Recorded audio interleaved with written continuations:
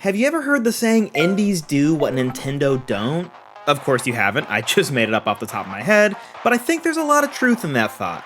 As the indie scene continues to grow, we've seen several games that take concepts from AAA franchises and either bring them back from the dead or iterate on them in interesting ways. Enter Roboquest, a game that sets out to answer the question, would Doom be fun if it was a roguelite with two-player co-op? I mean, if you told me that the next Doom title had co-op, I'd immediately think it was a good idea, so in theory this should work too, right?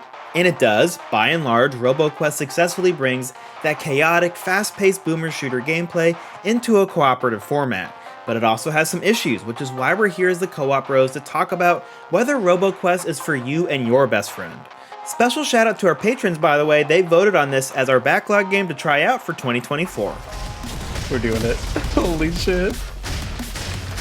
The grandma shotgun was the key to this. This is amazing, actually. The grandma shotgun was fucking worth it.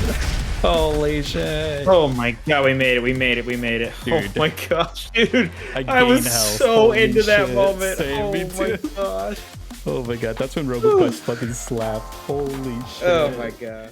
First, let's cover the essentials of how co-op works here. This is a two-player online co-op game, no local co-op, and it's available for Xbox and PC with crossplay, and it's currently on Game Pass. The game has excellent cross progression. Both the host and the second player keep all of their character and game progression when they leave the game. Setting up a lobby is super easy with an in-game code that you can use to join, or you can just use your console of choice's invite system. We never had any real issues playing with each other, and Roboquest from an ease of play perspective is fantastic. If you just want to get in there and start playing, it lets you do that. Saying that Roboquest is Doom with a colorful coat of paint, a roguelike setup, and two-player co-op is honestly an apt description. It's full-on boomer shooter, where the emphasis is on fast movement, a variety of enemies to take down, and very little focus on the story. I think the story is set in the distant future where humans struggle to survive out in the desert because robots have kicked them out or something like that.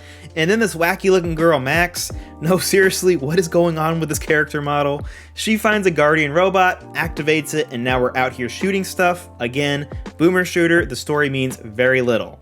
The roguelite structure is what you'd expect. You start a run with nothing to your name except for your class choice, more on that in a minute, and a basic gun.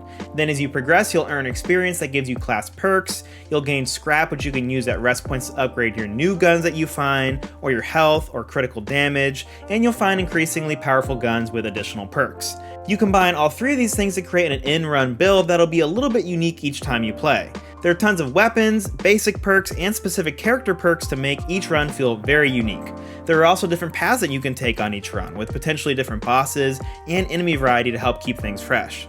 For the most part, you go through a narrow, linear level, then face some cramped rooms with a ton of enemies, those were really tough, then you face a boss, and you do it again with several rest stops in between to make your upgrades.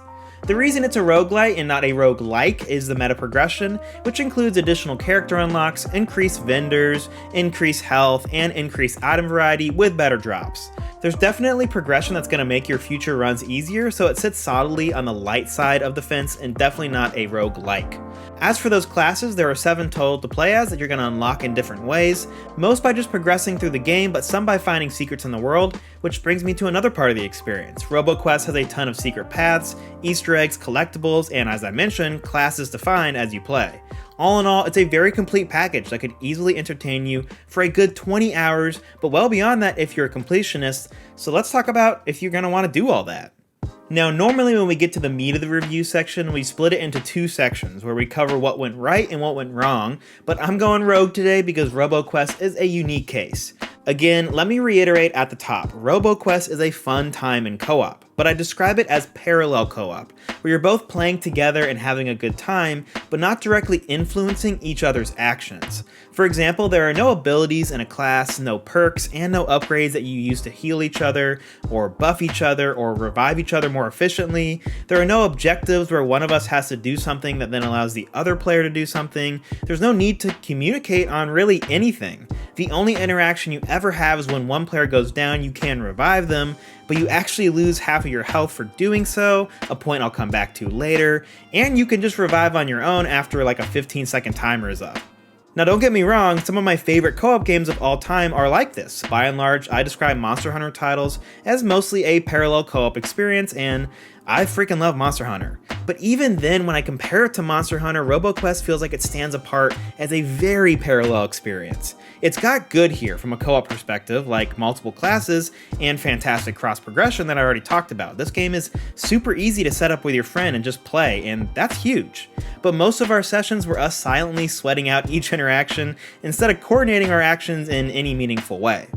Which then leads me to some more direct criticisms. The classes, as I mentioned, I mean, it's good that they're there, but overall, I just don't know where I land with them. There's already the issue that there's no way to support each other. You can't play like the quote-unquote healer class, but we also found ourselves only enjoying like 2 of the 6 classes that we unlocked. Could just be personal preference, don't get me wrong, but it felt like several classes were not viable to play as if you wanted to succeed, which then brings me to difficulty. Roboquest is hard, like clench your butt cheeks, sweaty hands on the controller kinda hard. Sorry for the very visceral description there. You've got to be on your A game after the first part of each run because the difficulty ramps up so quick. We felt like we kept hitting a wall about 2/3 of the way through the game where each run we get to a point and we just couldn't surpass it until we finally did, right towards the end of our playthrough. You would think playing it in co-op would alleviate the difficulty, but when you revive each other, it cuts your health in half, like I mentioned. And it honestly feels kind of punishing to then play in co-op. Aggros are harder to keep track of when there's a second player, and you're only ever a few hits away from death. The developers are mum on if the game has any difficulty scaling in co-op. There's certainly plenty of speculation on the internet that there is, but we can't say if there is from our experience because we just didn't play the game in solo at all, so we didn't really have anything to compare it to. Just know that Roboquest is not for the faint of heart unless you turn on easy mode, which makes the game significantly more docile, but the gap was too wide. We did one run on easy and quit before we got to the end because we were afraid we'd beat the entire experience on our first try on easy. A lot of this feels like it would have been alleviated if the revive wasn't so intense by cutting half of your health off. Just let someone revive at like the same health that the other player's at? I don't know. But at least now you know going in to bring someone ready for a challenge. I certainly spent the majority of that last section complaining, but let me wrap the bow here by saying this. If you and your friend like the idea of a cooperative boomer shooter, and you don't mind the difficulty or the roguelite structure, then Roboquest is definitely for you.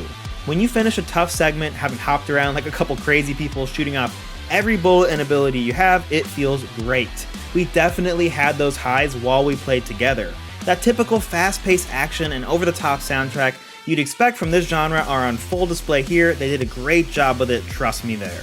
And while I've spent some time talking about how it nails the boomer shooter aspect, I should also mention that it nails the roguelite aspects. You can make some really fun and unique builds on a run-by-run basis that help keep the game fresh. We felt like we were still finding new weapons 15 hours in that were fun and worth trying despite already having favorites. But you also need to be ready for some frustration. This game is not for your friend who casually plays some Warzone on the weekends and wants to try something different. Knowing that, I can suggest Roboquest to a select audience as a co-op game, and I'm thankful our patrons voted on us to finally knock this one off our backlog. Alright guys, that's all from us here. Again, thank you for watching, and if we helped you decide if Roboquest is for you and your best friends, then consider dropping a like or a subscribe to the channel. We're the #1 place for all news, reviews, and previews of the latest and greatest co-op games, and of course, if you want to go the extra mile, look into our Patreon. As I mentioned already, this game was our backlog game of the year as voted on by our patrons, but there are tons of other perks too. Shout out to those of you who are already over there keeping the dream alive. We'll catch you all on another episode of the Co-op Bros. I don't know how this weapon works. LT? Okay. I can spawn. Wait, what? Wait, what? You can spawn. How many can you spawn? Wait a second. Okay, you can spawn 6 of them? That's insane. That's awesome. That's awesome. Wait, that's actually super sick. I could just position myself invisible and then just like spawn like 6 of my minions and then go off. Absolutely. That's awesome. Jeez, dude. Wait, that was like really cool.